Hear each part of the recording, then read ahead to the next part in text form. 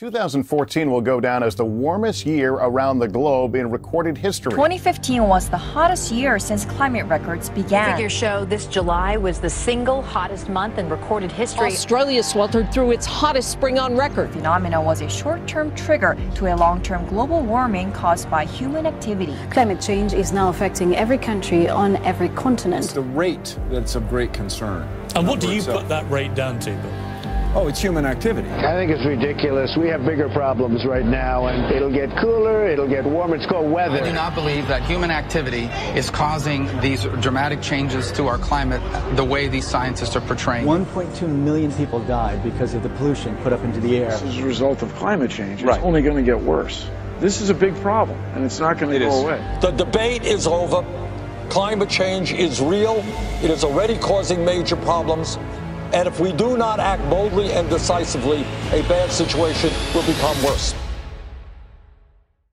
As a UN messenger of peace, I have traveled all over the world for the last 2 years documenting how this crisis is changing the natural balance of our planet.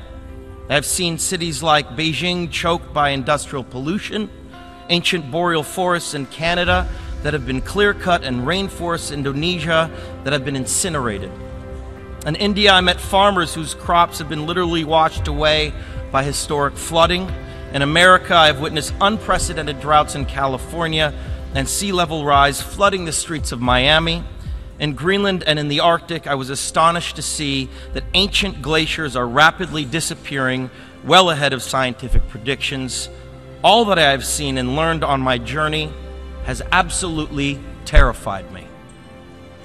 There is no doubt in the world scientific community that this is a direct result of human activity and the effects of climate change will become astronomically worse in the future. Our planet cannot be saved unless we leave fossil fuels in the ground where they belong. Now think about the shame that each of us will carry when our children and grandchildren look back and realize that we had the means of stopping this devastation, but simply lacked the political will to do so. Yes, we have achieved the Paris Agreement. More countries have come together here to sign this agreement today than for any other cause in the history of humankind, and that is reason for hope. But unfortunately, the evidence shows us that it will not be enough. A massive change is required right now, one that leads to a new collective consciousness, a new collective evolution of the human race, inspired and enabled by a sense of urgency from all of you.